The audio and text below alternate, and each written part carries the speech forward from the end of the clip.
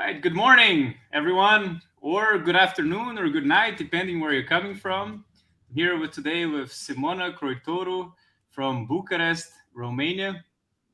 Simona is an entrepreneur, owner of Saint Roastery Coffee, and also a student of Hayek Global MBA. How are you, Simona? Hello, everyone. Hi, Edson. Hi, Mark. It's great Hi, being Simona. here.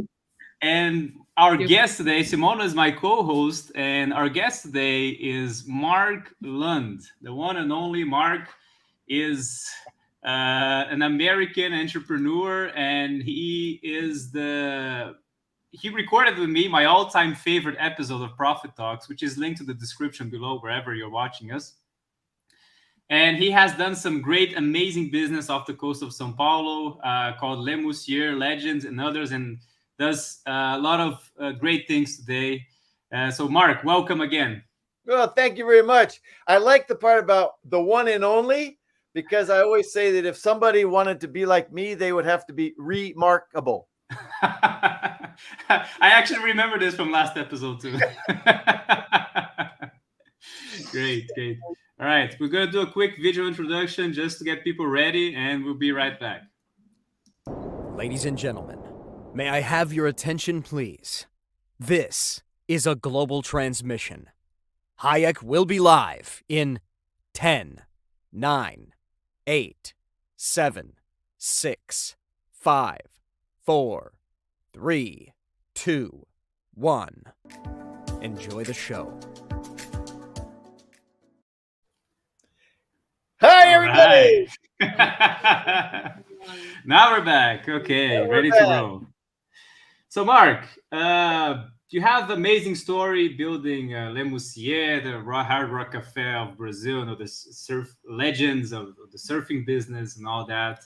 Today we're here with Simona. She is an entrepreneur, also in the same type of industry, right? You guys probably know much better than me. I wouldn't know if it's similar or not, but you should probably know. And we want to figure out, what the lessons you learned the hard way and how it was. So I'll leave it up to you guys now to explore this conversation. Great. Well, Simona, my pleasure to meet you.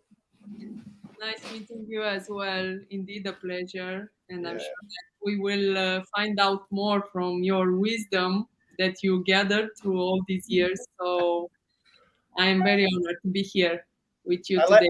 I like the part about all these years. You're referring to my age, I think. Is that what you're saying? Your experience, your broad experience, and all these businesses that you started and made them a success. So yeah, because it's a tough world and it's a tough domain. So yeah, I'm very curious.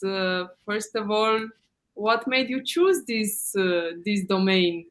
Because well, you are comfortable in your zone there, and you wanted something else. Well, the term I like to harp on is serendipity. And it was pure chance that I should actually land in the field of the food business, actually over the counter food business. And as in my story, I tell what happened. Basically, it was the result of a girlfriend who made chocolate mousse for me, which I thought was delicious. And then my dream at that time was to leave the concrete jungle of São Paulo and move to the beach where I could surf, which was one of my major hobbies, has always been. And so when someone said, "Wow, somebody should offer dessert to the restaurants here," I remembered her chocolate mousse, and I said, "Wow, I'm going to go do that." And so it was not planned. And these are the kind of case studies that I enjoy the most, the ones that pop out of nowhere, And so that's probably one of the things I say to a lot of would-be entrepreneurs is you have to have the radar on 360 because you don't know what rabbit will come out of what hole. Okay, so if you're looking only to the north or only to the south, it's likely that you will miss the universe handing you on a silver platter what you should do. Yes, I love the metaphor, the rabbit coming out of the hole. Indeed, Like there are all these opportunities, but like, how do you choose the proper opportunity that comes along? It's like, how do you know that is the right one to invest your time, energy, and money and so on? Well, I'll refer to Steve Jobs' Stanford address. Uh, you have to follow your curiosity and your intuition. You have to listen to your heart. And when it goes bing, then you know that's it.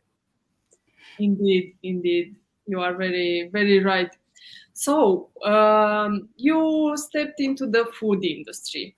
Yeah. How about the free time that you wanted so much? Because from my own experience, well, this free time as an entrepreneur, wow, it's like a Morgana lady that Yeah. you chase always, and well, sometimes it appears, sometimes it's not. So, how was it for you in the beginning? Well, Simona, there's definitely you caught me there. Okay, I mean, I preach free time and how money is time is the new money, according to Richard Branson, Yeah. uh, and Google and a lot of other people.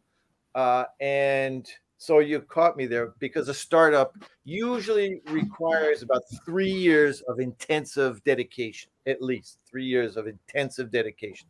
Then it starts to take off, and you can find a team and uh, delegate and so forth.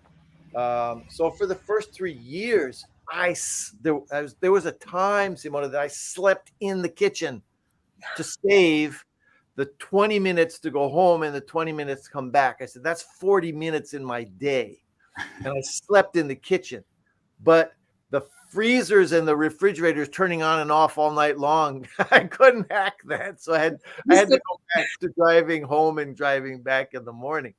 But eventually, the window opened. I got to surf a little bit more. I got to play a little more guitar. I got to read a little more. I got to see my children a little more and so forth. So yes, in the beginning, it is definitely demanding. And actually, I'll tell you one last thing here and related to this. When I started Legends, and I had already franchised Le Moussier, had that experience with 15 stores and so forth. People came to me from different cities around Brazil saying, "Oh, we'd love to do a franchise of Legends." And I said to myself, this is the decade for my kids. They were like 10 years old. And I said, one was 8, one was 10. And I said to myself, no, this is their decade. This is not my decade. I can start another business, but I can't re-educate my kids. I can't take them through these 10 years again. So I have to be available. So because I knew the startup was going to be so demanding for me to do a franchise of Legends, I didn't go there. Yeah, well, congratulations on this decision. It must have been very difficult for you to take this and to go along with this decision, because once you start a project and a new business, well, the drive is to make it bigger and bigger, and especially since you had such a beautiful community and it was all about the people, it's like, how can you decide and how can you go along with this? It's like, yeah. Well, once again, this is one of the factors that I like to bring into my lectures and classes, and I'll just throw this out there for the people. When you get to my age, and you look back, it's the family relationships, it's the people that you love that are going to really mean the most. And so your children most of all. And so it's visceral. I mean, it's deep in our mission. Life mission is to do the best for them that we can. And if we want to feel accomplished at the end of our lives, and we'll hear from Clay Christensen at the end of this talk about that. But I think that when we come down to the final bottom line, what's going to weigh are what we did in those cases for our family, for our kids, for our parents. That's going to be the bottom line. So that it's always a question of priorities, trade-offs, you know. Yeah, can I ask a question? Sure. Um, If Simona will let you answer a question? yeah, no, I'm just curious here. To other entrepreneurs watching us here today, and both Simona and Mark can chip in here. But if you're looking back, and I'm also going through that, now through Hayek as an entrepreneur. If you look back at your journey as an entrepreneur, and if you could change anything back at what you did, let's say if I had the opportunity of doing something differently at some point in my journey as an entrepreneur, what would that be?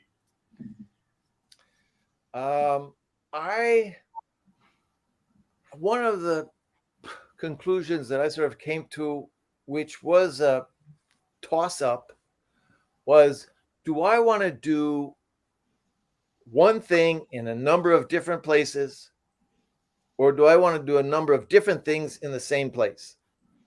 Why? Because if you do one thing in a number of different places, let's say Les Moussiers, I had 15 different stores, you've got to visit those stores. You've got to travel to those stores.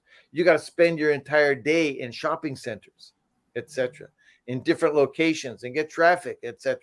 Whereas if you're a serial entrepreneur and you start a business in town X, maybe you start another business in town X, different business, maybe nuts and bolts, maybe coffee shop, maybe, a hardware store, maybe, and so you concentrate your efforts in one geographical location.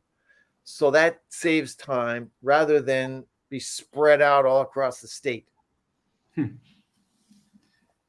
And if I can continue with a question on this topic, indeed, it's very interesting because it's one of our challenges right now. It's like, how do we develop furthermore the business? As you mentioned, we create the same thing in several locations, bring it the same or a similar experience to the customers because, well, it's very important to be close to the customers. Or we spread out to several verticals of the same business, creating more services or different products, but in the same geographical location. And how do you decide on this? It's like, what is the success factor for this?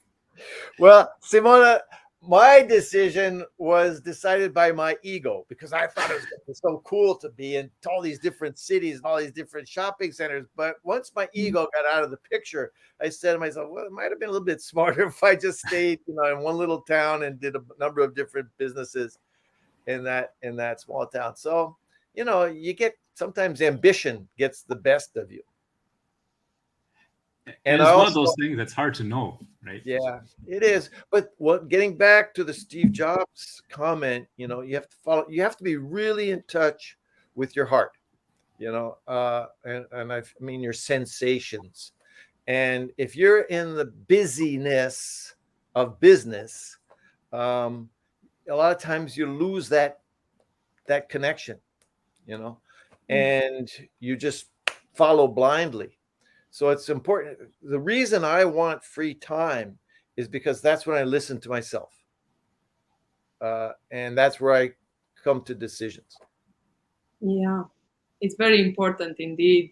And now, going back to the beginnings, when you said that the first 3 years were the toughest, I so completely feel you. It's like because we are in our third year, so it's still tough, but it's starting to be more to have more light and more clarity now with the MBA as well that is helping and all these lovely people that we're meeting.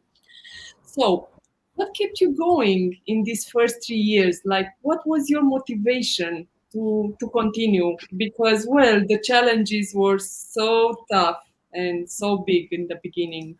I mean, you were like one man show. I know how it is. Definitely a one-man show. Simona, I had one when I analyze for Babson or whatever other case studies, what's interesting to find is that as soon as they make the decision to go to market, they think, okay, I did it. I'm going to do it now. And the universe is going to conspire in my favor. And the exact opposite happens. You go through a gauntlet. Exactly. And that's one of the reasons why I map out the entrepreneur's journey, because if you don't realize that that's par for the course, that's expected. 9 times out of 10, you're going to get beat up in the beginning. Now, if you think, oh, everything's going to be rosy, pinky keen, and so forth, then you give up. So so if you're expecting, to be beaten, then you say, okay, this is part of the game. I'm going to take my punches and wait until I come out. Now, what favored my reactions was that I was always running behind production. I was always running behind supply. In other words, the thing took off so immediately that I had to learn, how do I go from making 50 chocolate mousse to 100 chocolate mousse, and then from 100 chocolate mousse to 1,000 chocolate mousse. And so I was always trying to keep up with the challenge of meeting demand. Yes. That was a positive plus on my side. I was fortunate. If I can't imagine, if you're open your business and you're not selling, that's a different kind of punch that you're getting in the head. Yeah, it's the same. I feel so. Your story, it's like, well, it happens the same in my business. So I'm very grateful about that, and I'm always saying it's good that it's such a success and that it's happening. But then, how do I keep up? How do I keep up with the demand? Because it happens. I know from your story that you were keeping all these sheets and the stocking and going to all these warehouses to buy sugar and flour and all these first class ingredients that you needed. Well, it's more or less similar, because now we need this and that, and with the pandemic, it's more or less a similar situation, because, well, the transportation time, it takes so long, and you need to have all these predictions in advance, but you don't know when you launch a new product if it's gonna be successful, and you need to order in advance. How much order is like, how to do this to satisfy the demand? Yeah. To never let a product run out. To have a client drive 10 miles to your store for his favorite piece of pie, and you say, oh, sorry, we just ran out.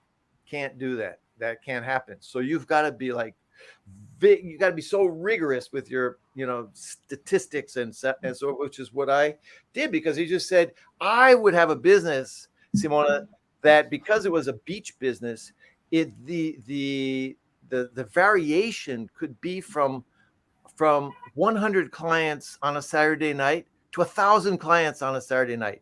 That kind of oscillation is like hugely difficult for me to keep up with. Yeah. That answer to your first part. The second part is, as you said, my story is your story. And actually, when I first went to Babson, I said, geez, is my story anybody else's story? And as I looked in all the different entrepreneurial case studies, I said, wow, there's a map here. There's like this sequence of steps that, okay, scale might be bigger or smaller or whatever, a success might be more or less, but the steps are the same, And I brought this down. I'm going to, Edson, I'm going to have to show you this. But yeah. I reduced this to its smallest elementary scale. And I came up with a 3-step process. My full map is 8 steps, but the step process is easier to understand. What are those 3 steps? Those 3 steps are effort. I'm sorry. The first one is when I went to Babson, everyone said, "Oh, passion. Entrepreneurship's about passion." And I said, the first step is pain. Either your pain or somebody else's pain that you're identifying with, and you want to solve that pain. So that gets you into the second step, which is the effort that you have to make to do that, to solve that pain, to understand that pain. And then the third step is take it to market. You actually implement it. So the way this came to me, Simona, maybe you'll get a kick out of this. The way this came to me was, this synthesis came to me was my wife just had our first child, our boy, and she doesn't like cold weather. Here in Brazil, we don't have heating. So in the wintertime, it gets very nasty. And in the middle of the night, when you have to wake up, take your shirt off, and your bra off to breastfeed your kids, that's like really freezing. And so she would knock me all night long and say, "Do something." I said, "Sorry, honey, there's nothing I can do about this. This is your job." And so after about 3 or 4 nights, I was in pain. I couldn't sleep anymore because she'd keep waking me up, I started to get dark eyes, and stuff like that the next day. And so finally I said, okay, this is a pain. Now I've got to understand this pain so that I can come with a solution. So I analyze it, and this is what a lot of entrepreneurs don't do. You have to go deep into the DNA of the problem. Okay, really spend your time. Everybody wants to jump from problem to solution. They don't want to spend time analyzing where's the bottleneck here. Where's the problem? What is the DNA of this problem? And so you'll love this. So the next day I said, well, I got to do something about this. So I thought about her problem, thought about her pain, and then I understood. I said, and I went to the supermarket, the clothing store or whatever, came back with this. Okay. So every night she's got to take her shirt off, take her bra off. And I said, now I have a solution for you, honey.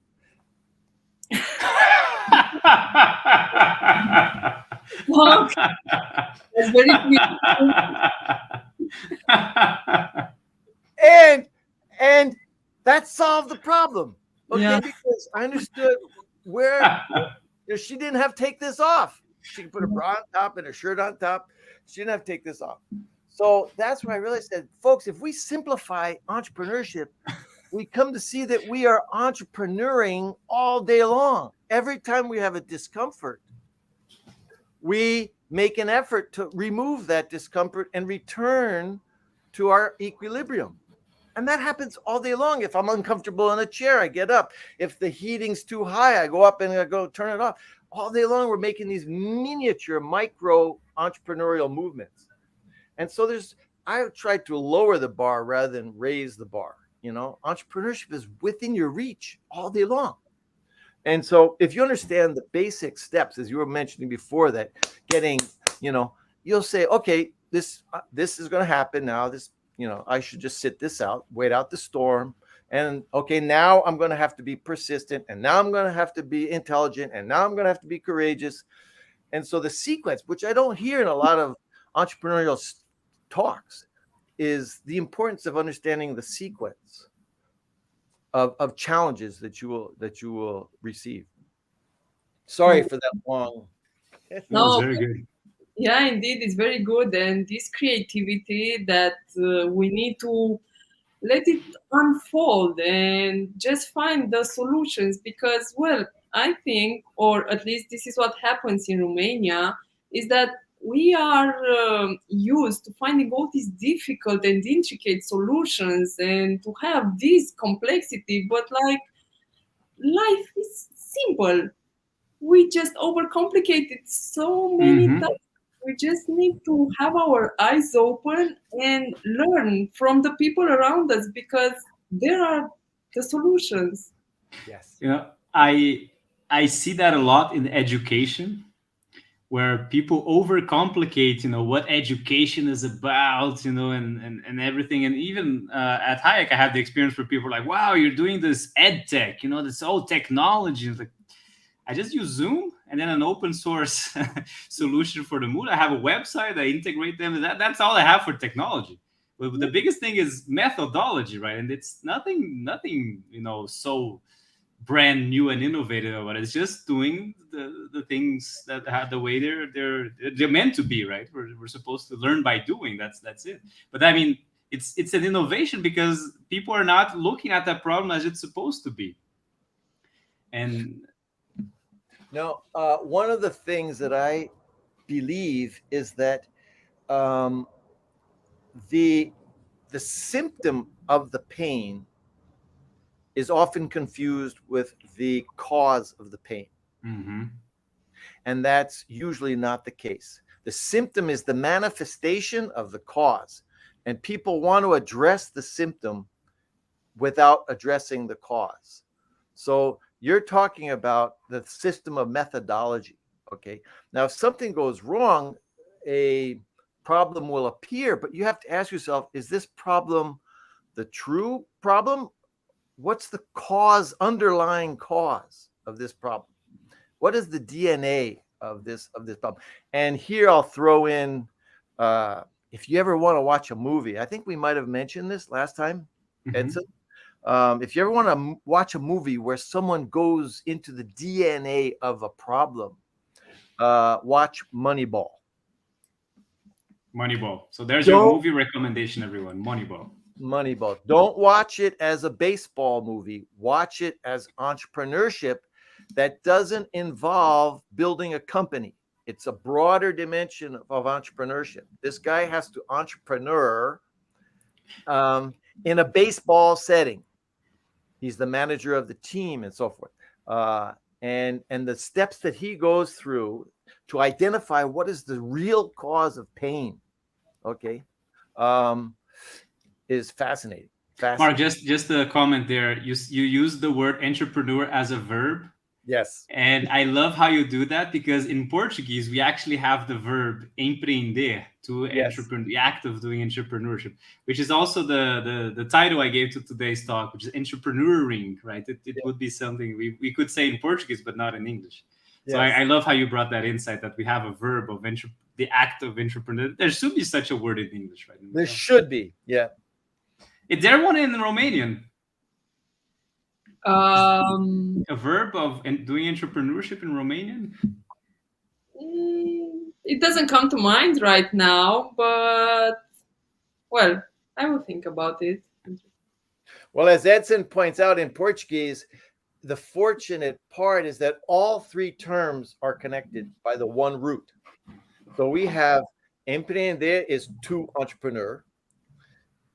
Empreendedor is the entrepreneur. And empreendimento is the endeavor or the enterprise. So it's all have this empreend is the root for all of them. Yeah, it's very interesting. So yeah, I think that we should be, or maybe we should be driven by this verb, by this acting, because there is a lot of talking, but then with the acting, it's okay. So now comes to my next question, because you said that you started the business, you started doing and failing and learning and then doing again and so on. And then you took on advanced scholarship or advanced business knowledge. Would you recommend this for any entrepreneur? Is like to first start doing and then learn in order to identify what methodology or what theory or whatever works for their business? Simona, that is an amazing question. Okay, amazing question, because it's the nail on the head. Okay, the other day I was talking to somebody, the publishing business, sort of like the Fast Company magazine, but here in Brazil. And the person was telling me that her boss was studying entrepreneurship because he actually wanted to leave the publishing business and start his own company. And what did I think? And I said, I think he's not going to do it. And she said, what? I said, if you study to do it, you're probably not going to do it. You have to do it and then decide what you need to study to continue doing it. So the doing comes first. Yeah, doing. Entrepreneurship is about doing, entrepreneuring, as been pointed out. So you've got to be driven to start. That's why they call it a startup. Okay. And if you're stuck in the study, that's a disguise for fear. In my mind, studying is a disguise for fear. You don't want to take the leap, so you're going to study about it. And the one thing that I've learned in my entrepreneuring days is that 9 times out of 10, you have to commit before you have the guarantee.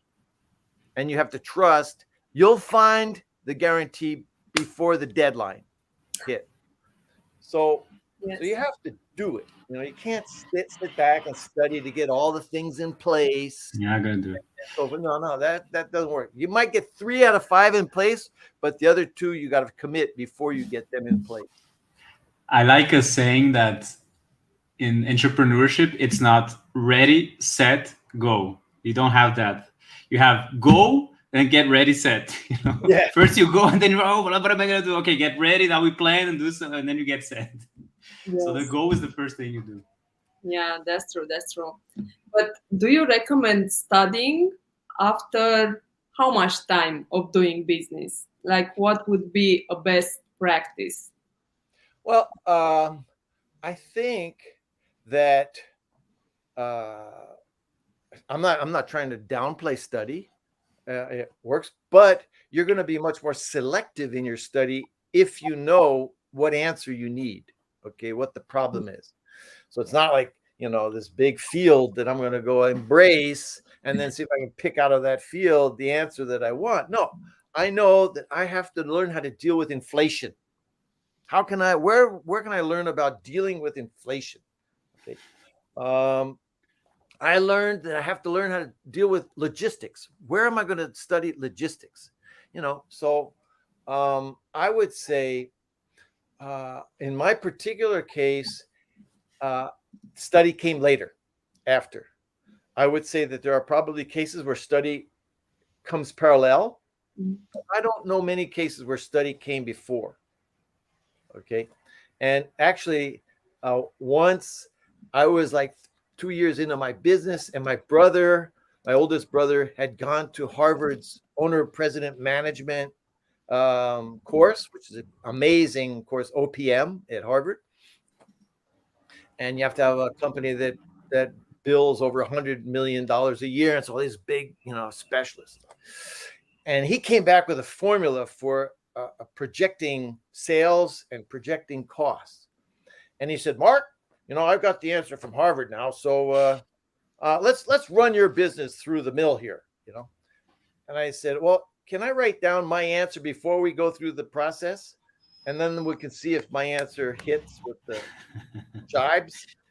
So we did the process, and sure enough, my answer was his answer, And it was from the school of hard knocks. When you're on the street, you got to get street smart. And so these professors that are going to give you this study, where did they learn it? Well, they learned it from somebody who cracked their head open on the street. So crack your head open and don't wait for the professor to come. Anyway, I'm just telling you how I did it. Yeah, indeed. I'm also doing it the same. It's like I started the business, and now years later, I'm studying. Yeah. So yeah, let's see, because I'm already learning new things and how to apply things to improve. Because the biggest challenge now is, how do I grow? Yeah. Because up until now, I have been doing everything in my business, but now the time has come to split things.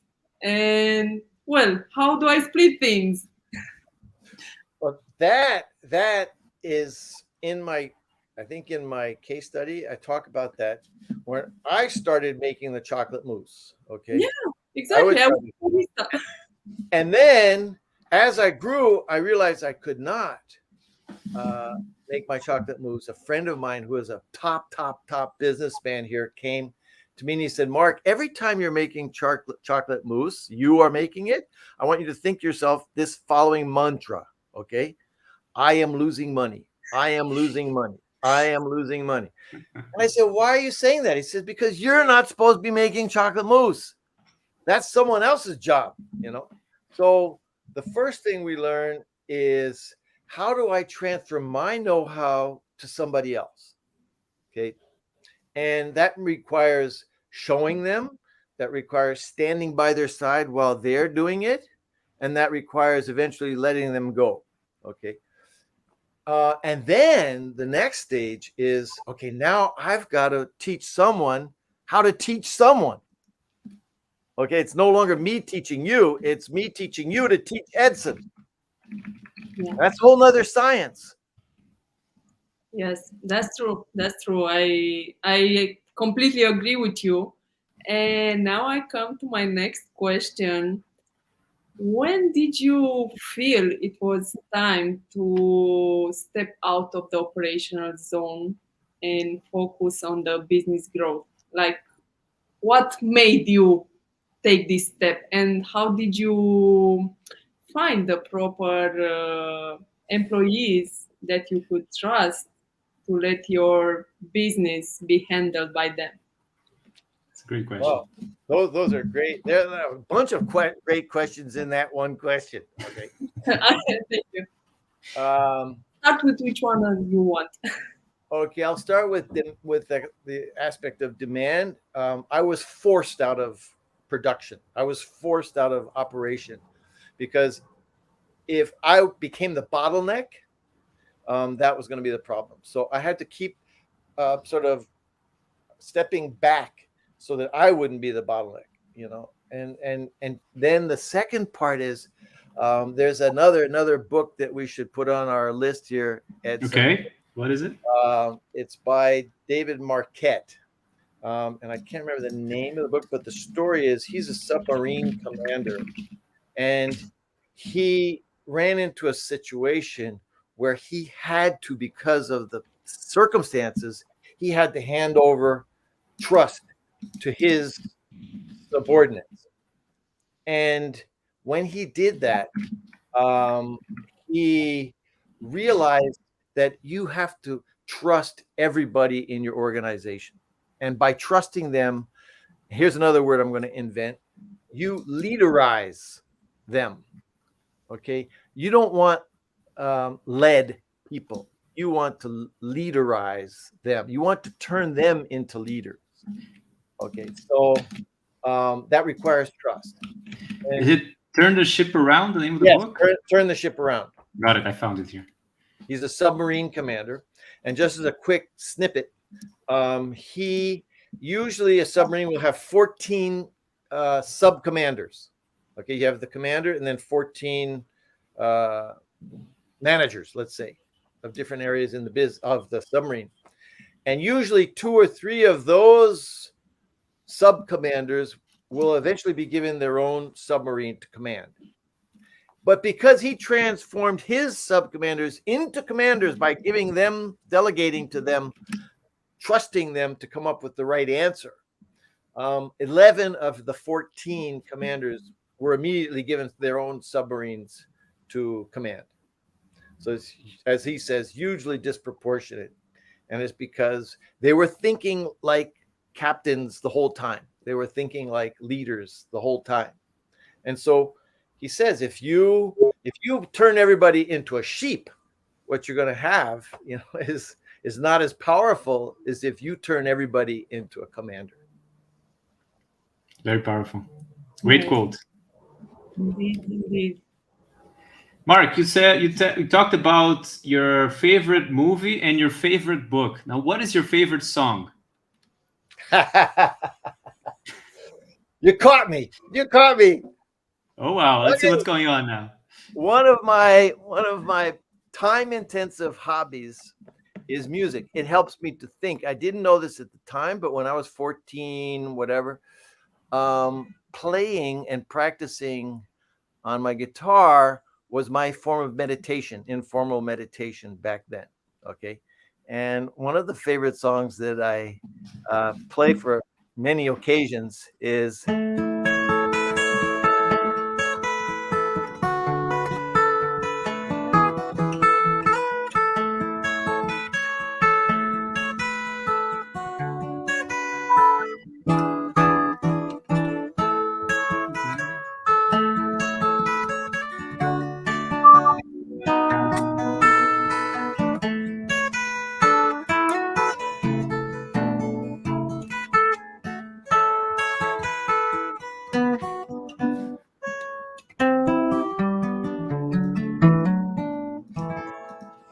Nice. Oh, Here comes the sun. very Yeah. motivational. Very Indeed. motivational. I like to sometimes change the words. We are the sun. Doo-doo-doo-doo. Very nice. Very nice. And now, if I can have another question, because, well, I love talking to you. You have so much wisdom. So thank you for sharing it with us. About employee motivation. How did you manage to keep the employees motivated and that they give the best of themselves? Because the employees drive the business. I mean, they make the business successful, or they can break it.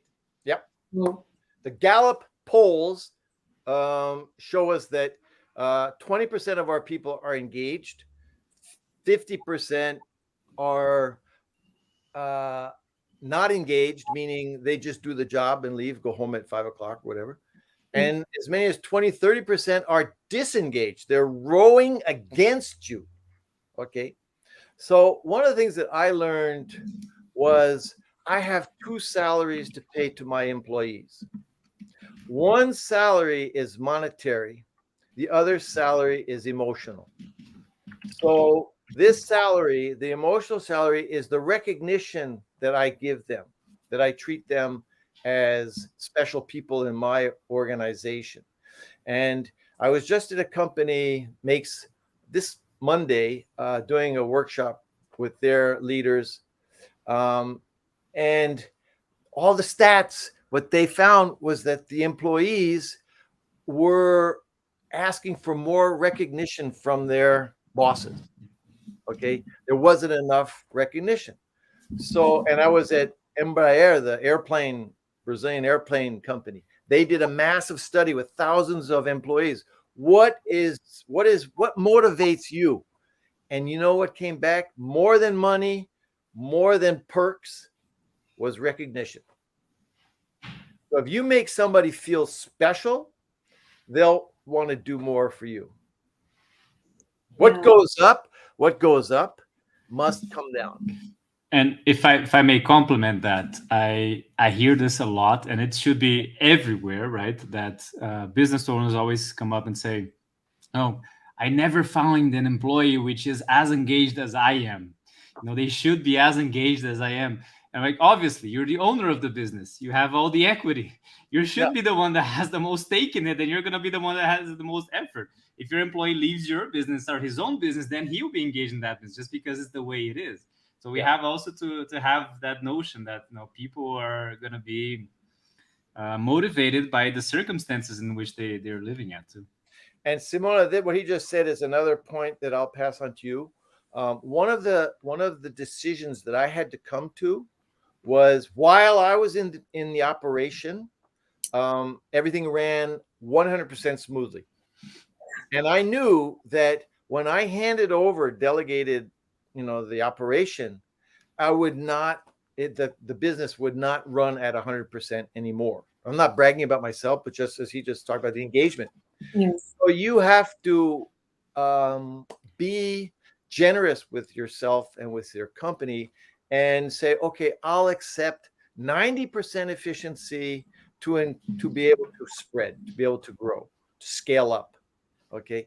As long as you keep trying to hold on to it, you can't, you're going to run into a wall at some point, which is why so many of the entrepreneurs, the founders, get replaced once the company really grows, because they can't let go of the reins. The details. Yeah, that is so difficult. I mean, yeah, delegation is the key, and empowering people, and indeed recognition of their achievements. But there is also a downside that, well, people get recognized, they know their success, but at some point they might not be so engaged, and they might not follow the same, I don't know, the business policy or something. Something will break along the way. Yeah. How So do you get this? that's where your HR people or you or whatever, if you're really hands-on, okay, you can already sense, Billy's going off on the, off the path, or Jane is getting a little bit confused or whatever. And so you have to have your hand on the pulse of the company, and that requires, I just was mentoring another business, which you should look into after we're finished, called Splash. It's yeah, I think the word, I'll put it here, and this bebidas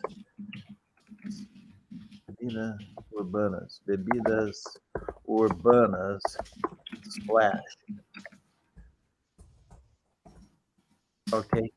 And this is like, I'm trying to remember Bebidas Splash. I'm trying to remember the exact .com that they have, but they started a business very similar to yours, the Saint Roastery, very similar to mine, and they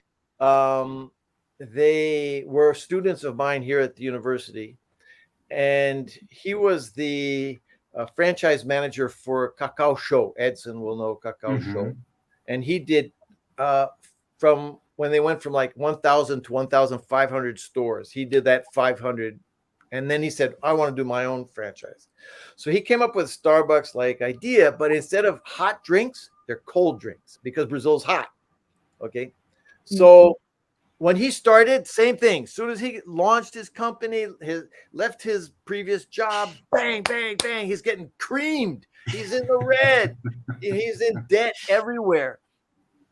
And he said, "Mark," he called me in one day and he said, "Mark, what do I do?" I said, "Well, you have to become a black belt." He goes, "What? Black belt? What's a black belt?" And I'm like, "Karate?" And I said, "No, in commerce, a black belt is somebody who's got their stomach up against the counter all day long and it leaves a black mark." Okay. So you've got to become a black belt because you can feel the pulse of your company. So if I were you and you're in the red, what I would do is I would let go of 2 of your employees and you go to the counter. That's where I was the first years. You hear everything. You see everything. I had this habit of looking at the eyebrows of my clients. If their eyebrow, they put the piece of pie or the chocolate mousse in their mouth. If their eyebrow went up, I said, "Nailed it." If their eyebrow went down, I said, uh-oh, I better go talk to that person. How do you quantify those indicators? How many eyebrows? You have to do like a facial recognition of how many eyebrows are going up. I don't know. Yeah, and you have to be tricky, because if you go to that person whose eyebrows went down and you say, "Hey, hi Simona, hey, how's your coffee? How's your pie?" They'll all 9 times out of 10, they'll say, "Oh, it's fine." They don't want to get into detail. They don't want to get into a criticism. But if you say something tricky, like, "Hey, Simona, I just got a new chef, and I want to check to see if he's actually up to snuff, if he's meeting our criteria. What do you think?" And then that person will feel like he's helping you. Yeah. And he'll say, "He's not going to make you feel bad. He's going to make someone else that is not there." That's a good one. Yeah. So these are some of the tricks that I learned in being in the storeroom. Okay, being in contact with the clients. And a lot of people want to start a business and they think that they're going to the office and the store runs itself. Let me make a comment there, Mark, because that's an important point. it seems as if we're contradicting ourselves now when we're saying that we shouldn't delegate that part. We should be there looking at the eyebrows. We should have a black belt and being at the counter. And I had this experience to going from a big business to startup with Hayek. And when I was in the big business, I used to criticize my grandfather. Why he doesn't delegate anything. He's having everything for himself. But now when I came to Hayek, I was like, wow, I feel like I am my grandfather all over again because I do everything here. I'm even in this podcast, doing this whole thing. And it has to do with the stage of your business growth, right? And the stage of your entrepreneurial journey, or however you want to call it. Because in the beginning, and when you're still making the product, you have to be the one who does everything. You have to be there. It doesn't work another way. You can't delegate certain things. When you're in the beginning of the business, when you're still figuring out where your business is going to go and how you find the match, right? What we were saying in the beginning. And after a stage where, your business grows and you have your product, then it's a moment where you have to delegate. And that's where people have a hard time with the transition of, I had the success of doing things my own way. Now I have to make this transition of teaching other people how to do this stuff and also letting go and let them do the way their own way, right? And this is the part where most entrepreneurs have a very hard time, wouldn't you say? Well, I would answer to that. You don't start teaching them when you make the decision to move up the ladder. You've been teaching them all along with your example. Okay, they're watching you. And if they see you care that way for the client, their tendency is to care that way for the client as well. So when you finally decide to let go of the reins and hand it over to someone else, first of all, you're going to have those employees that were your founding employees. And they probably know your business as well as you do. Okay. And so you got to handpick them. And then all you're going to do is accentuate those characteristics, the eyebrows, whatever. And you tell them, hey, remember that time Mary came in the store and I did it? And they'll say, yeah. And I say, okay, now when Mary comes in the store, this is what you're going to do. And so you pass on the soft skills and the hard skills, not just the hard skills. And if you're, like I said before, if during those startup years, you're in close contact with your employees and you build that relationship, then you'll have them, you'll have your hand on their pulse as well. That's what people call culture. Yeah. Company culture, right? Yeah. Very, very good insights. Thank you so much. Yeah. And now talking about insights and the part that you are most of the time on site in your shops and talking to customers. Yeah, this is what I have been doing and I'm still doing it when I have the time. But what would be another way of getting customer insight in the food industry, in these industries? Like, how do you find out what customers need, what are their complaints or stuff like that? Help the business grow. Well, if you're not on site, that becomes difficult. And this was exactly what I told the Splash people. I said, you've got to get in the store, part-time, because you don't have to talk to every client. You have to talk to a few, especially the ones with eyebrows go down. Okay. And that'll give you. My business grew out of word of mouth. Actually, a marketing genius from one of the advertising agency here in São Paulo, came to my store one day. He said, Mark, you have become a case study in our advertising agency. And I said, why? And he said, because you're in a town that nobody knows. You have a name that no one remembers, Le Moussier. What the hell does that mean? And yet you have this recurring business without advertising. So what does that say? Well, that says that if the product, sells itself, it's not up to the advertising agency. So there's a trial and repeat stage. So my marketing, I can get your people to try your product, but if your product isn't top quality, they're not going to repeat. And you've gotten them to repeat without advertising, without marketing. And so why? Because the product is king. Okay, the quality of your product is king. And that was one of the things that he sort of opened my eyes to.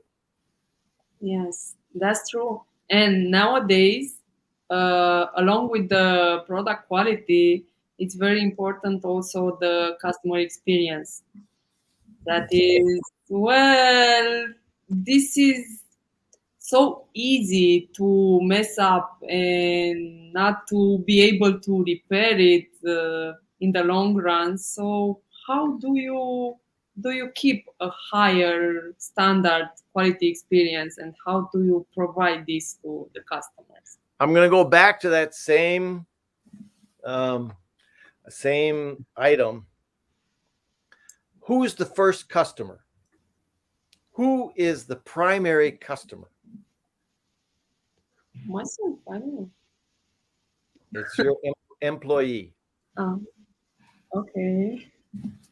You convince them, and they'll convince your external customer. You convince your internal customer, and they'll convince for you the external customer. Marriott hotels. The guy said, J.W. Marriott said, if I have $100 to invest, choosing between my client and my employee, I'm going to invest in my employee. Why? Because if I put $100 into my client, he's not going to take care of my employee. But if I put $100 in my employee, he'll take care of my client. So I killed two birds with one stone. So customer obsession starts, in my mind, with employee obsession. Yeah, that's true. That's true. This is very wise, and indeed, it's one of the biggest challenges that I am currently facing. Indeed, employees are one of the most important stakeholders in the business. Yeah. Yeah. And now coming to the next question, how to avoid employee churn? Because employee what? Churn. Like turnover. Turnover. Yeah, turnover. Okay. Once again, it's how close are you to them? Do you know their names? Do you know their wives' names? Do you know how many children they have? When are the birthdays? One of my favorite case studies is called Market Basket out of New England, the United States. You have to look this story up. This case study was a family business, supermarkets. They had 72 stores, 20-some thousand employees, millions and millions of dollars of sales, and the CEO actually came down, family, father to son, and etc. And there was a sort of discussion that went on between two brothers. One brother became the operational head, the other brother became the head of the board of directors. And the operational head, he took care of the employees more than he took care of the shareholders. Okay. Mm-hmm. He wasn't as concerned about dividends as he was about taking care of the customers, of the clients. The employees. And so listen to this. This is probably the most impressive case study I've ever come across. What is the name again? Market Basket. Market Baskets. Okay. Okay. 72 stores in New England. And so the board of directors brothers said, hey, you're not handing over the profits that we're expecting, so we're going to replace you. So the board fires the CEO. Happens to be his cousin, actually, not his brother, his cousin. And what happens? The next day, Simona, 20-some thousand employees do not go to work. Wow. Why? Because he would go to the hospital, He knew their birthdays. He would go through the store every day and greet them by their name and so forth. So what happened was the president, the board of director guy, he said, well, we'll just replace those employees. And within 1 week, 10 days, they had the store up and running again. What do you think happened then? The customers didn't go. The customers went to other supermarkets, took their sales receipt, went back to Market Basket, and glued it on the windows of the store. Wow. Wow, that's a fascinating story. Yeah. Because they loved their employees that were there. The employees took care of the customers. And the employees took care of the customers because the CEO took care of the employees. Yeah. Wow. Indeed. It's Powerful a powerful story. Yeah. Exactly. Oh, wow. We're coming in already close to an hour here of talk. Let's ask last question to Mark, and then we can close this. What should have we asked you, Mark? Is there any questions that you want to ask Simona or something that we left out? I would just like to, as I mentioned before, has Andrea been able to upload that clip? Oh, yeah. Andrea's in the backstage here. Let's ask him.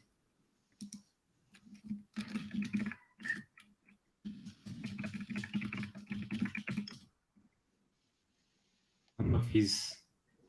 He fell asleep. Yeah. There he is. There he is. Don't run the clip yet. Don't run it yet, Andrea. So what I'm trying to get to is as we said before, the symptom is not the cause. Okay. So what the bottom line of everything we've been discussing is, how focused am I on the next person? How focused am I on the other? And so if I'm focused on others in general, I'll be focused on my employees because they're others. I'll be focused on my customers because they're other people. And if I really care and I want to get off, the egocentric, self-centric focus and start becoming other-centric, things change. And so I heard this from Harvard's probably top business guru. His name's Clayton Christensen. Mm-hmm. And I was so impressed by this last ending of his talk, his TED talk. I was so impressed that I actually managed to organize an interview with Clay. And this is like super difficult. He's one of the most sought after. He just died recently, but he was, his time was like, the top guys from Intel and all these different companies, they all wanted to pick his brain. But I was so impressed with what he ended his thing with that I'd like to end with his ending words, which also hit on the same key. So Andrea, if you'd like to run that. Then I realized, oh my goodness, when I have my interview with God at the end of my life, he's not going to ask to show me how high I went in anybody's org chart or how much money I left behind in the bank when I died. But rather he's going to say, oh, Clay,